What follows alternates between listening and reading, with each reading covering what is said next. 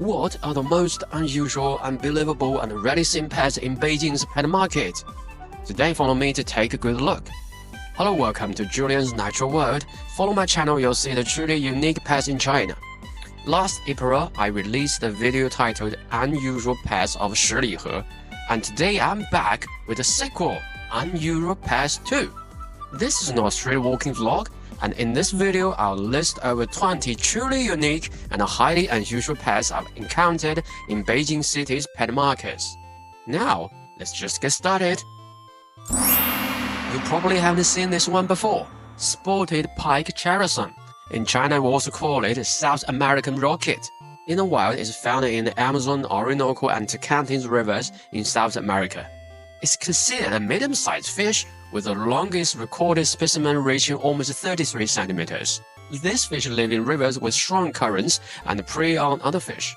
They are not easy to keep in fish tanks due to their specific requirements for water quality and oxygen levels. They are also nervous and timid, so it's best to provide them with both open water areas and ponds for shelter. Although they are predators, they are not aggressive toward their own kind and can be kept in groups. The narrow-bridged musk turtle. In China, we call it the king of musk turtles. The king is quite affordable, costing just over 10,000 RMB. Don't hesitate, mate, buy it. Well, the adult narrow-bridged musk turtle here is quite expensive. It has carapace length of 16 to 17 centimeters and a disproportionately large head. Its mouth is unique, with two small sharp protrusions used for crushing shells, such as water snails and crustaceans, which the turtle always prey on. The reason it's called narrow-bridged is because this part of its plastron, called the bridge, is particularly narrow, making the plastron virtually defenseless. However, this design greatly enhances the mobility of its limbs, making it a flexible little monster. In its native habitats of Mexico, Guatemala, and Belize, the narrow-bridged musk turtle prefers still water or shallow vegetated areas. Believe it or not, when female narrow-bridges want to lay eggs, they don't dig holes, they just lay their eggs in the grass. In the grass. What you are seeing now is a cichlid. We call them blood-throat zebra peacock dragons. Well, I like this name. In English, you guys often call it zebra pike cichlid. It's found in the wild in Venezuela, South America. This individual is too young to show the unique zebra stripes and blood throat. And when it grows up, it will turn to be stunningly beautiful. And once you've seen it, you won't be able to move your eyes away from it for a second. It's just unbelievably amazing. Adult zebras can reach a size of 25 to 30 centimeters long, and they have a good temperament and appetite, eating anything including dead shrimps, smaller fish, and mammoth fish foods. However, due to difficulties in artificial breeding, the price remains high.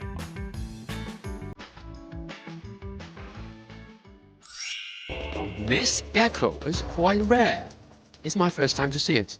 The label says Australian Spinytailed Gecko, but I think it belongs to the genus Spinytailed. I noticed the orange-yellow tips of its tail, and the unique color of his eyes I see is a golden spiny-tailed gecko from eastern Australia. See how swollen this part of his body is, indicating it's a male. This gecko's defense mechanism is rather unpleasant.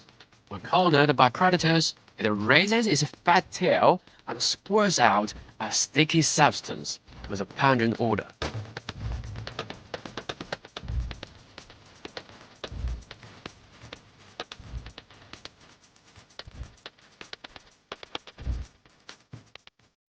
Look, there is another one.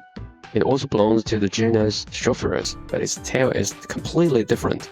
The back of the tail tip has fine orange spines, and there are also small black spines above its eyes. There are two species that match these characteristics. One, the Wellington spiny-tailed gecko, also known as a long-spined spiny-tailed gecko, found in Western Australia. Two, the Christian spiny-tailed gecko, also known as a northern spiny-tailed gecko, distributed in northern and central Australia. Their appearance are so different from other geckos. Of course, they are just my personal guesses based on only 3 photos without seeing their backs, In fact, geckos of this genus are all very distinctive and unique and worth exploring further. Can you believe there are people keeping kangaroos as pets? This is the Parma Walabbee, which is only found in a small area in eastern Australia. It has a white stripe on its cheek and upper lip, a white throat and chest. The Parma Walabbee weighs about 5 kilograms, similar body size to a French bulldog. This kangaroo was once considered as a UMA, unidentified mysterious animal, because people thought it's gone extinct since 1930. But in 1965, workers in New Zealand discovered a few of them, which has been brought there from Australia earlier. In 1967, someone captured a female in Gosford, New South Wales, officially confirming its resurgence.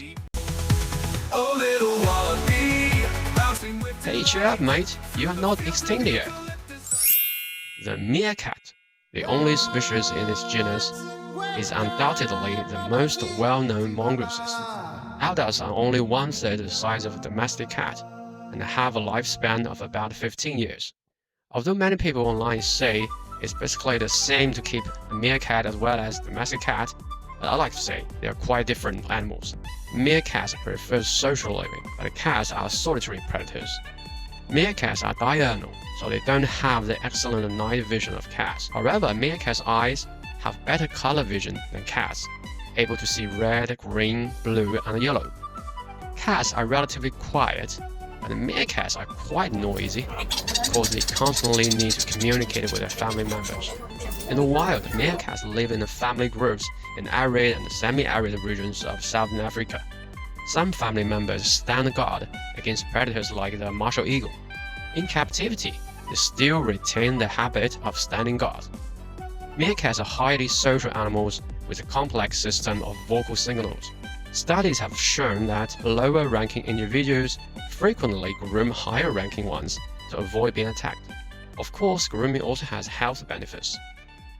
If we were to rank the most unsuitable fish for personal aquariums, this small fish would rank very high. They are the rarest, most difficult to keep alive, and the most nervous of all dog-toothed characters. Barra fish. Adult barras look like shiny machetes, reaching a maximum length of 80 centimeters and weighing just 2.1 kilograms. Barras live in the open waters of the Amazon River basin. Its extremely laterally compressed body allows it to slide through the water currents and capture prey quickly. See it? Okay, let's slow it down 10 times.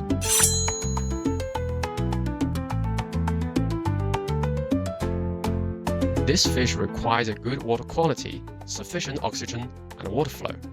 It's also quite nervous and can be easily stressed.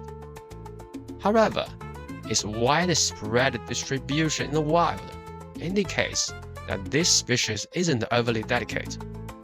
Yet there are always significant losses when this fish are imported in China. Well, perhaps our little fish tank simply cannot accommodate its vast world. The similar thing happens on the giant sword minnows from Southeast Asia. Without careful observation, the barras and the giant sword minnows are almost indistinguishable, and neither of them can be easily able to adapt to the fish tank environment. Although these two fish species look alike and live alike, yet they are not related at all. This phenomenon is called convergent evolution. This is a Cubanite annals, also known as the giant annel. Recently, I saw one in Shilihe, Beijing. Although this one's size isn't impressive, its bright greenish blue color is so cool. I also discovered a small species of annel too, only about 10 centimeters long. The Cubanite would swallow them whole, which it would actually do in the wild.